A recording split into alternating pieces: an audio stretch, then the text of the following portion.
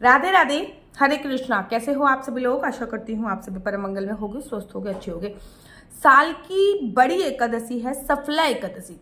अब मैं ये कहूँ कि कलयुग के लोगों के लिए बहुत बड़ी है, तो डेफिनेटली कलयुग के लोगों के लिए तो बहुत बड़ी है, क्योंकि हम लोग हैं गृहस्थ जीवन में, किसी ना किसी कार्य में हमको सफलता चाहिए होती है।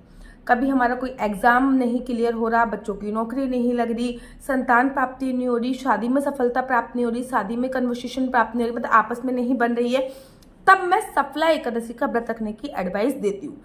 सफला एकादशी 15 तारीख की है और पूरे विधि विधान से 15 तारीख की एकादशी बनाई जा रही है।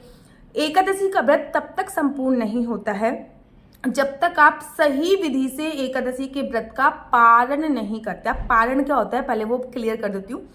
पारण होता है सही समय पे व्रत को खोलना, ठीक है ना। बड़े सारे लोग नए नए व्रत रख रहे हैं तो उनको पता ही नहीं है कि व्रत का पारण क्या होता है। सही समय पे व्रत पे खोलना, जैसे कि फॉर एग्जाम्पल अगर आप वैष्णो देवी जाते हो, वैष्णो देवी जाने के बाद अगर आप भैरव बाबा के मंदिर नहीं गए तो आपकी जो यात्रा होती है वो आधी अधूरी बोली जाती है। वैसे ही अगर आप सफला एकादशी का व्रत कर रहे हो और एकादशी का व्रत का पारण आपने सही समय पे नहीं किया तो एकादशी का केवल और केवल 70% ही फल मिलता है।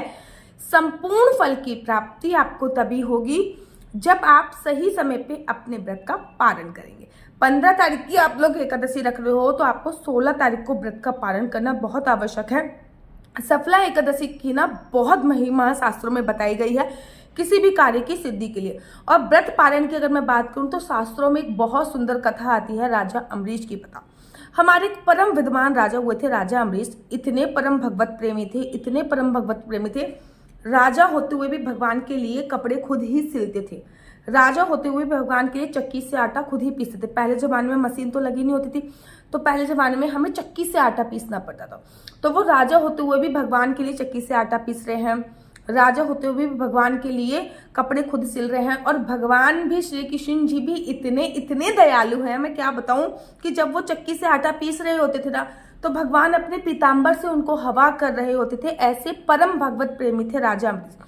राजा अम्बरीश के राज्य में हर कोई एकादशी का व्रत रखता था। राजा अम्बरीश भी एकादशी का व्रत रखते थे।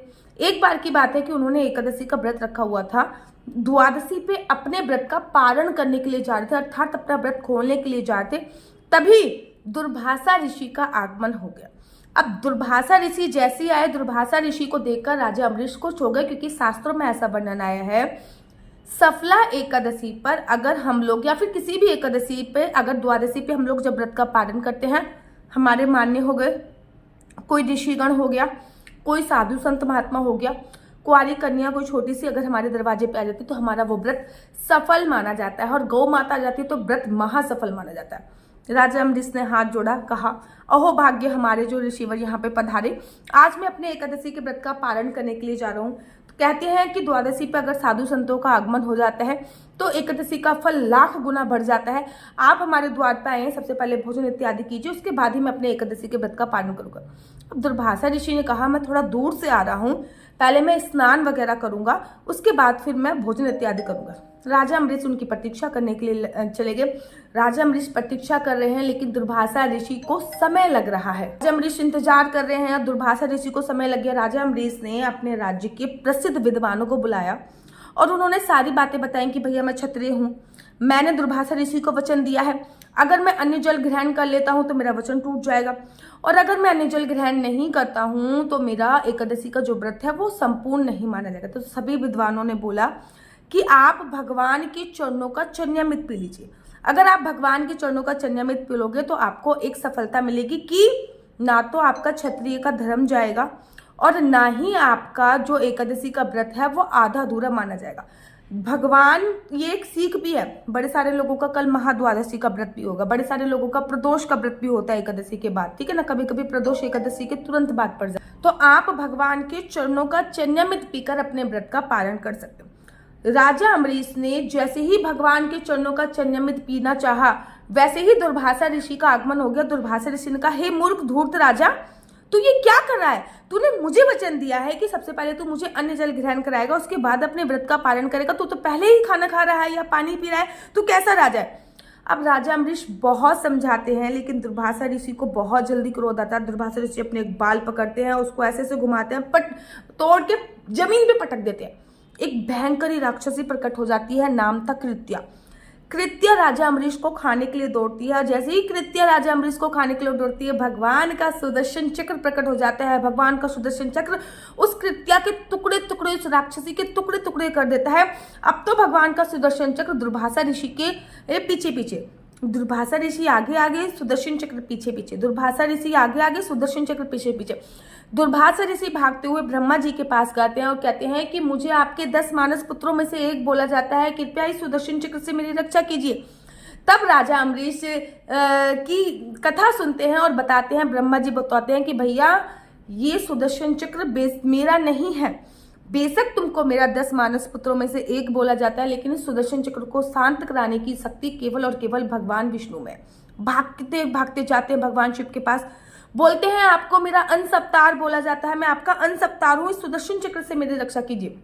भगवान से बोलते हैं कि बेशक आप मेरे अंश अवतार हो, लेकिन इस सुदर्शन चक्र से मैं आपकी रक्षा नहीं कर सकता महाराज। जिसका ये सुदर्शन चक्र है आपको उसके पास जाना है। अब थक हार के विष्णु लोग जाते हैं। विष्णु जी जब दुर्वासा ऋषि को देखते हैं, कहते हैं प्रणाम ऋषिवर, आइए बैठिए, जीमी है लड्डू पाइए। दुर्वासा ऋषि कहते हैं मैं लड्डू वगैरह सब पालूंगा, पहले ये सुदर्शन चक्र को शांत कीजिए। विष्णु भगवान कहते हैं जब तक आप विष्णु लोक में हो ये सुदर्शन चक्र आपका कुछ नहीं करेगा, लेकिन जैसे ही आप विष्णु लोक से बाहर जाओगे ये सुदर्शन चक्र आपके पीछे पड़ जाएगा। अब राजा अम्बरीश कहते हैं मैं भैया मैं तो रहा ऋषि मुनि, मैं कब तक विष्णु लोक में रहूंगा। तो कहते हैं भाई इसका कुछ सोल्यूशन बताओ। तो भगवान विष्णु बोलते हैं अहम भक्त पराधीनम, अर्थात मैं तो अपने भक्तों के अधीन हूँ। इस सुदर्शन चक्र को शांत कराने की अगर किसी में ताकत है, किसी में हिम्मत है, तो वो राजा अम्बरीश में ही है। आप राजा अम्बरीश के पास जाइए। भागते भागते हुए दुर्वासा ऋषि राजा अम्बरीश के पास जाते हैं और कहते हैं आपसे परम भगवत प्रेमी कोई नहीं है, आप सबसे बड़े भगवत प्रेमी हो। तो राजा अम्बरीश भी द्वादशी पे अपने व्रत का पालन करते थे। हम लोगों को भी द्वादशी पे अपने व्रत का पालन करना चाहिए। 15 तारीख को एकादशी है, 16 तारीख को आपको अपने व्रत का पालन करना है। याद रखो जब भी हम एकादशी का व्रत रखते हैं, द्वादशी युक्त नहीं, सिंपल एकादशी का, पूर्ण विंध्या वाली, पूर्ण जिसमें किसी भी प्रकार की कोई विद्या नहीं होती, पूर्ण एकादशी का व्रत रखते हैं तो द्वादशी पे व्रत का पालन करते हैं। जब भी द्वादशी युक्त एकादशी का व्रत रखा जाता है तो हम त्रयोदशी तिथि की प्रथम छड़ी में उसका पालन कर लेते हैं।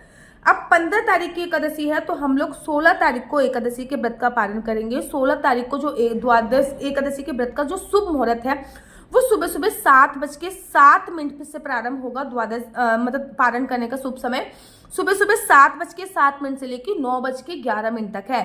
मोटा मोटा आप मान लीजिए 7 बजे से लेकर 9 बजे तक के बीच में आपको एनी हाउ अपने व्रत का पारण करना है। आई रिपीट अगेन, सुबह 16 तारीख को 7 बजे से लेकर 9 बजे तक के बीच में आपको एनी हाउ अपने व्रत का पारण करना है। याद रखिए एकादशी का व्रत आपका तभी संपूर्ण होगा जब आप इस सही समय पे अपने व्रत का पालन कर लेते हो। कहते हैं कि जब हरिवासन समय निकल जाता है, अर्थात द्वादशी तिथि की 1/4 अवधि निकल जाती है, तब हमको अपने व्रत का पारण करना होता है।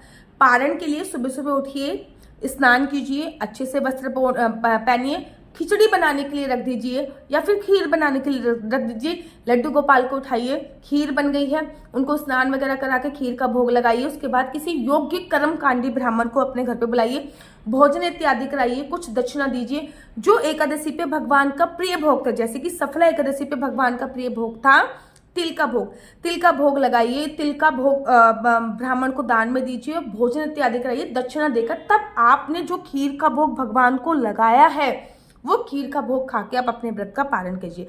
खीर बना सकते हैं, खिचड़ी बना सकते हैं, चावल बना सकते हैं, दाल चावल बना सकते हैं। कहते हैं जैसे एकादशी पर चावल खा के कीड़े की योनि मिलती है, वैसे ही द्वादशी तिथि पर अगर हम चावल खा के उस कीड़े की योनि से मुक्ति पा लेते हैं। तो अगर ब्राह्मण ना मिले तो किसी को, गरीब को भी घर पे बुला के कर सकते हैं, मान्य को भी कर सकते हैं। एक थाली जो है भर के भोजन मंदिर में हो गया, गौशाला में दे सकते हैं। सूखा आइटम भी मंदिर या गौशाला में दे सकते हैं। इतना सूखा आइटम तो महाराज दीजिएगा कि 1-2 समय का भोजन बच जाए। अन्यथा कुछ पैसे जैसे कि 100 रुपये 200 रुपये निकाल के रख दीजिए, चावल खा के अपने व्रत का पालन कर लीजिए। जब भी आपके पास समय लगे मंदिर जाइए और वो पैसे से या तो कुछ सूखा आइटम खरीद के दे दीजिए, या फिर द्वादशी पर एक ही समय भोजन होता है। एक तो व्रत पालन के समय आपको जो भी खाना है वो खा लीजिए, उसके बाद एक ही समय खाना खाने का प्रावधान होता है। याद रखिए, द्वादशी पे संभोग क्रिया नहीं करनी, ब्रह्मचर्य का पालन करना है। चावल जरूर खाने हैं, लहसुन प्याज मांस मदिरा का सेवन आपको नहीं करना। द्वादशी के ये नियम होते हैं। द्वादशी पे पृथ्वी शयन भी करना है। अच्छा, जो 16 तारीख को द्वादशी है वो महाद्वादशी है, जिसका जो महाद्वादशी का टाइम है ना वो कहीं कहीं पर है, हर जगह नहीं है, हर जगह महाद्वादशी नहीं है।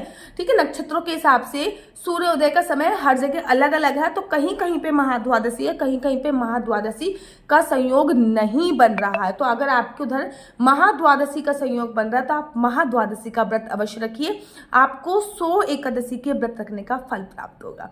मेरा नंबर आपको नीचे स्क्रीन पे दिख रहा होगा। मेरा नंबर है 4/9 20 25 65। I repeat again, 4/9 20 25 65। आपका बच्चा जॉब करेगा या बिजनेस करेगा? बिजनेस करेगा तो किस फील्ड में बिजनेस करेगा? जॉब करेगा तो किस सेक्टर में जॉब करेगा? क्या है आपके बच्चे का लकी नंबर? क्या है आपके बच्चे का लकी कलर? क्या कुंडली में सरकारी नौकरी का योग है या नहीं?